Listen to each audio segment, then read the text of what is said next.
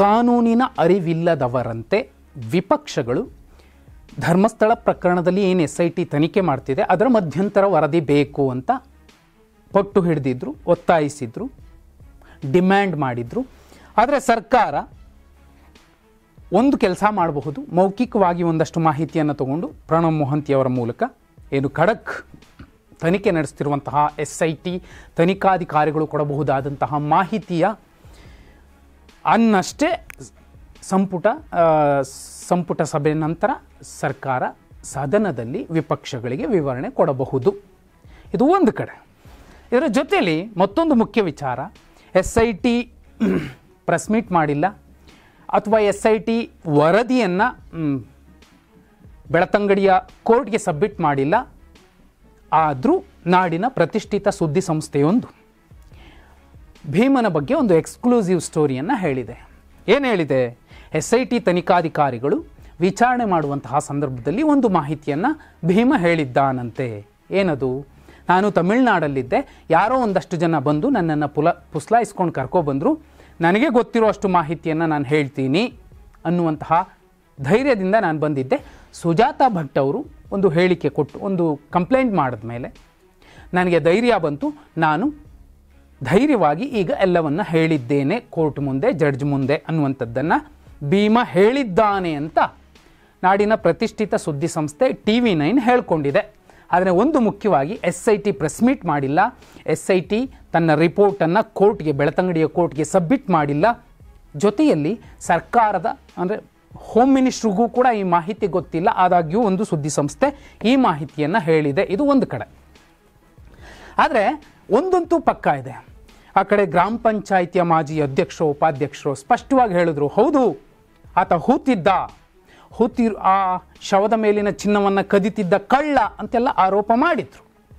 ಆ ಕ್ಷೇತ್ರದ ಒಂದಷ್ಟು ಅಧಿಕೃತ ಅನಧಿಕೃತ ವಕ್ತಾರರು ಕೂಡ ಹೇಳಿದರು, ಹೌದು ಅಲ್ಲೆಲ್ಲ ಶವಗಳು ಸಿಗ್ತಾವೆ ಹುಡುಕೋದ್ರೆ ಅಂತ. ಆದರೆ ಸಿಗಲಿಲ್ಲ, ಅದು ಬೇರೆ ಪ್ರಶ್ನೆ. ಆದರೆ ಒಂದಷ್ಟು ಮಾಹಿತಿ ಅಕ್ಕಿನಡಿ ಪಡ್ಕೊಂಡಿರುವಂತಹ ದಾಖಲೆಗಳು ಸ್ಫುಟವಾಗಿ ಹೇಳ್ತಿವೆ, ಅಲ್ಲಿ ಒಂದಷ್ಟು ಕೆಲ ಪೊಲೀಸರು ಯಾರದ್ದೋ ಪ್ರಭಾವಕ್ಕೆ ಒಳಗಾಗಿ ಏನೋ ಮಾಡಿರಬಹುದು ಅನ್ನುವಂಥದ್ದನ್ನು ಸೂಚ್ಯವಾಗಿ ನೋಡಿದ್ದಾವೆ. ನೋಡಿ, ಇಲ್ಲೊಂದು ಪ್ರಕರಣ. ಪತ್ರಕರ್ತ ನವೀನ್ ಸೂರಿಂಜೆ ಅವರು ತಮ್ಮ ಫೇಸ್ಬುಕ್ ಖಾತೆಯಲ್ಲಿ ಲಗತ್ತಿಸಿಕೊಂಡಿರುವಂತಹ ಒಂದು ಲೆಟರ್.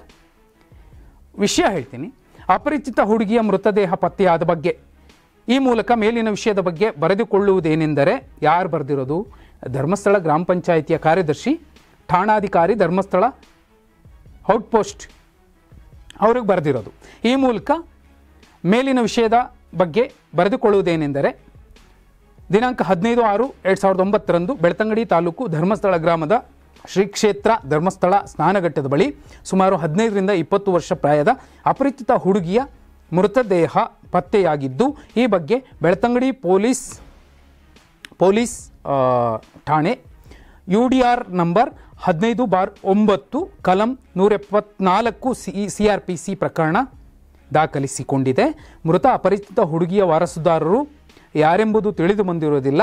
ಮೃತದೇಹ ವೈದ್ಯಕೀಯ ಮರಣೋತ್ತರ ಶವ ಪರೀಕ್ಷೆ ನಡೆಸಲಾಗಿದ್ದು, ವೈದ್ಯಕೀಯ ಮರಣೋತ್ತರ ಶವ ಪರೀಕ್ಷೆಯ ಬಳಿಕ ಮೃತದೇಹದ ಪ್ರಾಥಮಿಕ ಆರೋಗ್ಯ ಕೇಂದ್ರದ ಶವಾಗಾರದಲ್ಲಿರುತ್ತದೆ.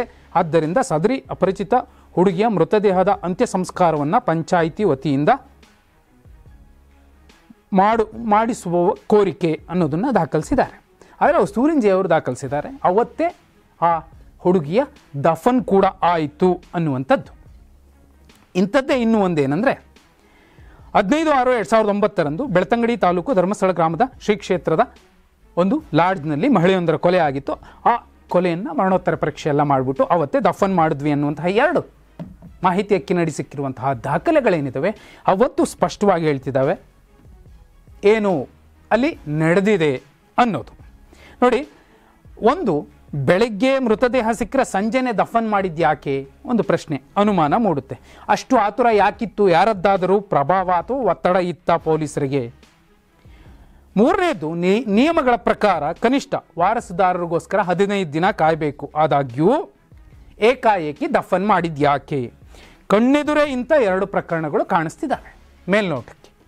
ಒಂದಷ್ಟು UDRಗಳು ಡಿಲೀಟ್ ಆಗಿದ್ದಾವೆ, ನಾವೇ ಡಿಲೀಟ್ ಮಾಡಿದ್ದೀವಿ ಅಂತೆಲ್ಲ ಪೊಲೀಸರು ಮಾಹಿತಿಯನ್ನು ಕೊಟ್ಟಿದ್ದಾರೆ RTIಗೆ ಅನ್ನುವಂಥದ್ದು ಮತ್ತೊಂದು ವಿಚಾರ. ಇದರ ಮಧ್ಯೆ ಸೌಜನ್ಯ ಪ್ರಕರಣ ಎಲ್ಲೋ ಆಗಿಲ್ಲ, ಗುಲ್ಬರ್ಗದಲ್ಲಾಗಿಲ್ಲ. ಪದ್ಮಲತಾ ಅವರ ಪ್ರಕರಣ ಚಾಮರಾಜನಗರದಲ್ಲಾಗಿಲ್ಲ.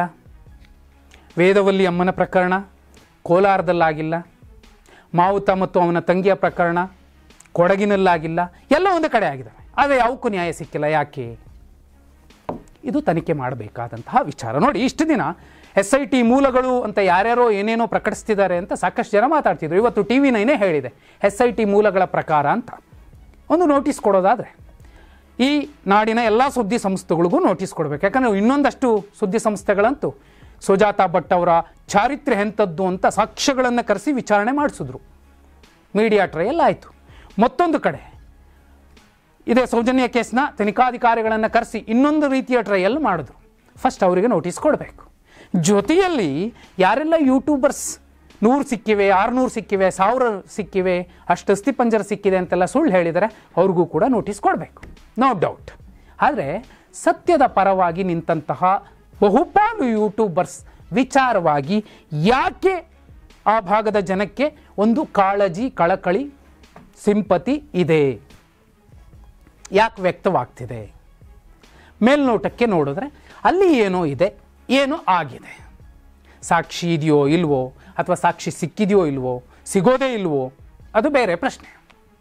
ಆದಾಗ್ಯೂ ಈ ಪ್ರಕರಣ ಎಲ್ಲಿಗೆ ಬಂದು ನಿಲ್ಲುತ್ತೋ ಗೊತ್ತಿಲ್ಲ. ಯಾಕಂದರೆ ಸರ್ಕಾರದ ಅತ್ಯುನ್ನತ ಸ್ಥಾನದಲ್ಲಿರುವಂಥವರೇನೆ ಷಡ್ಯಂತ್ರ ಅಂತೆಲ್ಲ ಹೇಳಿಕೆ ಕೊಟ್ಟು ಖಡಕ್ ತನಿಖಾಧಿಕಾರಿಗಳ ಒಂದು ತನಿಖೆಗೂ ಕೂಡ ಭಂಗ ತಂದಿದ್ದಾರೆ. ನಾಳೆ ಆ ತನಿಖಾ ವರದಿಯ ವಿಶ್ವಾಸಾರ್ಹತೆಯನ್ನು ಪ್ರಶ್ನೆ ಮಾಡುವ ರೀತಿಯಲ್ಲಿ ಈ ಸರ್ಕಾರದ ಕೆಲ ಅಧಿಕಾರಿಗಳು, ಈ ಸರ್ಕಾರದ ನಾಯಕರು, ಉಪಮುಖ್ಯಮಂತ್ರಿ DK ಶಿವಕುಮಾರ್ ಅವರು, ಇದೇ ದಿನೇಶ್ ಗುಂಡೂರಾವ್ ಅವರ ಹೇಳಿಕೆ, ಜೊತೆಯಲ್ಲಿ ವಿಪಕ್ಷಗಳ ಒಂದು ಭಜನೆ ಎಲ್ಲವೂ ಕೂಡ ಒಂದು ಸಮಾಪ್ತಿಯ ಜಾಗಕ್ಕೆ ತಂದು ನಿಲ್ಲಿಸಿದೆಯೋ ಗೊತ್ತಿಲ್ಲ. ಯಾಕಂದರೆ ತನಿಖಾಧಿಕಾರಿಗಳು ಪಕ್ಕ ಖಡಕ್ಕಿದ್ದಾರೆ. ಅವರು ತನಿಖಾ ಮಾಹಿತಿಯನ್ನಷ್ಟೇ, ಪ್ರಗತಿ ಎಲ್ಲಿಗೆ ಬಂದಿದೆ ಅನ್ನೋದನ್ನಷ್ಟೇ ಇವತ್ತು ಸದನಕ್ಕೆ ಕೊಟ್ಟಿರುವ ಸಾಧ್ಯತೆ ಇದೆ. ಅಷ್ಟನ್ನು ಮಾತ್ರ ಹೇಳ್ತಾರೆ. ಕ್ರಿಮಿನಲ್ ಪ್ರೊಸೀಜರ್ ಪ್ರಕಾರ ತನಿಖೆಯ ವರದಿಯನ್ನು ಕೋರ್ಟ್ಗೆ ಸಬ್ಮಿಟ್ ಮಾಡಬೇಕು. ಆ ನಂತರದಲ್ಲಿ ಸರ್ಕಾರ ಅದನ್ನು ತಗೊಂಡು ವಿಪಕ್ಷಗಳಿಗೆ ಕೊಡಬೇಕು. ಇದು ಕಾನೂನು. ಆದರೆ ಇಲ್ಲಿ ತನಿಖಾ ಪ್ರಗತಿ ಎಲ್ಲಿಗೆ ಬಂದಿದೆ ಅನ್ನೋ ಮಾಹಿತಿಯನ್ನಷ್ಟೇ ಸರ್ಕಾರ ಇವತ್ತು ಹೋಮ್ ಮಿನಿಸ್ಟರ್ ಪರಮೇಶ್ವರ್ ಅವರು ಸಬ್ಮಿಟ್ ಮಾಡ್ತಾರೆ. ಇದು ಒಂದು ಕಡೆ. ಆದರೆ ಇವೆಲ್ಲಕ್ಕಿಂತಲೂ ಮಿಗಿಲಾಗಿ ಇಲ್ಲಿ ಇನ್ನೂ ಒಂದು ಪ್ರಕರಣ ಎದ್ದು ಕಾಣ್ತಿದೆ. ಶ್ರೀರಾಮ ಸೇನೆ ಪ್ರಮೋದ್ ಮುತಾಲಿಕ್ ಅವ್ರದ್ದು ಏನಿದೆ, ಅಲ್ಲಿ ಮಾಸ್ ರೆಸಿಗ್ನೇಷನ್ ಆಗಿದೆ. ಸುಮಾರು 7 ಜನ ರಾಜೀನಾಮೆಯನ್ನು ಕೊಟ್ಟಿದ್ದಾರೆ. ಯಾಕೆ ರಾಜೀನಾಮೆಯನ್ನು ಕೊಟ್ಟಿದ್ದಾರೆ? ಸೌಜನ್ಯ ಪ್ರಕರಣದಲ್ಲಿ ಆ ಸಂಸ್ಥೆ ಸೈಲೆಂಟ್ ಆಗಿದ್ದು ಯಾಕೆ? ಏನಾಗ್ತಿದೆ? ಮುತಾಲಿಕ್ ಅವರ ಬಗ್ಗೆ ಒಂದು ಗಂಭೀರ ಆರೋಪ ಕೂಡ ಆ 7 ಮಂದಿ ಯಾರು ಆ ಸಂಘಕ್ಕೆ ಜೊತೆಯಲ್ಲಿದ್ದರು, ಕೆಲಸ ಮಾಡ್ತಿದ್ರು, ಆ 7 ಜನ ಪರೋಕ್ಷವಾಗೋ ಪ್ರತ್ಯಕ್ಷವಾಗೋ ಮಾಡ್ತಿದ್ದಾರೆ ಅನ್ನೋದನ್ನು BLR ಪೋಸ್ಟ್ ಕೂಡ ಅತ್ಯಂತ ಸ್ಫುಟವಾಗಿ ವರದಿ ಮಾಡಿದೆ. ಇಷ್ಟೆಲ್ಲ ಹೇಳಿದ ಮೇಲೂ ಕೂಡ ಒಂದು ಪಕ್ಕ ಫೈನಲಿ ಒಂದು ಉಳಿಯೋದು, ಗ್ರಾಮ ಪಂಚಾಯತ್ ಅಧ್ಯಕ್ಷರೇನೆ ಇವನನ್ನು ಕಳ್ಳ, ಅವನು ಉಳ್ತಿದ್ದ ಅನ್ನೋದನ್ನು ಹೇಳಿದ್ರು. ಪ್ರತ್ಯಕ್ಷವಾಗಿ ಪರೋಕ್ಷವಾಗಿ ಆ ಕ್ಷೇತ್ರದ ಅಧಿಕೃತ ಅನಧಿಕೃತ ವಕ್ತಾರರು ಹೇಳಿದರು ಅಲ್ಲೆಲ್ಲ ಹೆಣಗಳು ಸಿಗತ್ತೆ ಅಂತ. ಇದರ ಜೊತೆಯಲ್ಲಿ ಭೀಮಾ ಕೂಡ ಹೇಳಿದ್ದ, ಅದು CRPC 164 ಅಡಿಯಲ್ಲಿ ಕೋರ್ಟ್ ಮುಂದೆ ಸಬ್ಮಿಟ್ ಮಾಡಿದ್ದ, ಏನೇ ತಪ್ಪಾದರೂ ನಾನು ಸುಳ್ಳು ಹೇಳಿದ್ರು ನಂಗೆ ಶಿಕ್ಷೆ ಇರಲಿ ಅನ್ನೋದನ್ನು ಹೇಳಿದ್ದ. ಇದರ ಜೊತೆಯಲ್ಲಿ ತನಿಖಾಧಿಕಾರಿಗಳು ತನಿಖೆ ನಡೆಸ್ತಿದ್ದಾರೆ. ತನಿಖೆಯ ಒಂದೇ ಒಂದು ಇಂಚು ಮಾಹಿತಿ ಕೂಡ ಹೊರಗೆ ಬಂದಿಲ್ಲ. ಮೇನ್ ಸ್ಟ್ರೀಮ್ ಮೀಡಿಯಾಗಳು ಹೇಳಿದ್ದಾವೆ, ಒಂದಷ್ಟು ಜನ ಯೂಟ್ಯೂಬರ್ಸು ಹೇಳಿದ್ದಾರೆ, ಇಲ್ಲ ಅಂತಲ್ಲ. ಫೈನಲಿ ಜನಕ್ಕೆ ಏನವರ ಆಕ್ರೋಶ ಇತ್ತು ನ್ಯಾಯ ಸಿಗಬೇಕು ಅಂತ, ಆ ನ್ಯಾಯ ಸಿಗುತ್ತೋ ಇಲ್ವೋ ಅನ್ನೋದು SIT ಯಾವ ವರದಿಯನ್ನು ಸಬ್ಮಿಟ್ ಮಾಡುತ್ತೆ ಕೋರ್ಟ್ಗೆ 90 ದಿನದ ನಂತರವೋ ಅಥವಾ 180 ದಿನದ ನಂತರವೋ ಗೊತ್ತಿಲ್ಲ. ಅವತ್ತಷ್ಟೇ ಗೊತ್ತಾಗುತ್ತೆ. ಅಲ್ಲಿಯ ತನಕ ಅದೇ BJP ಪ್ರತಿಪಾದನೆ ಮಾಡುತ್ತೆ, ಇದೇ ಕಾಂಗ್ರೆಸ್ ಮತ್ತೊಂದು ಮಾಡುತ್ತೆ. ರಾಜಕೀಯ ಮೇಲಾಟದ ಮಧ್ಯೆ ಒಂದಷ್ಟು ಹೆಣ್ಣು ಮಕ್ಕಳು ಯಾರು ಸತ್ತಿದ್ವು, ಆ ಹೆಣ್ಣು ಮಕ್ಕಳಿಗೆ ನ್ಯಾಯ ಸಿಗಬೇಕು ಅನ್ನುವಂತಹ ಜನಾಕ್ರೋಶವಷ್ಟೇ ಇನ್ನಷ್ಟು ಗಟ್ಟಿಯಾಗಿ ಮಡುಗಟ್ಟುತ್ತೆ.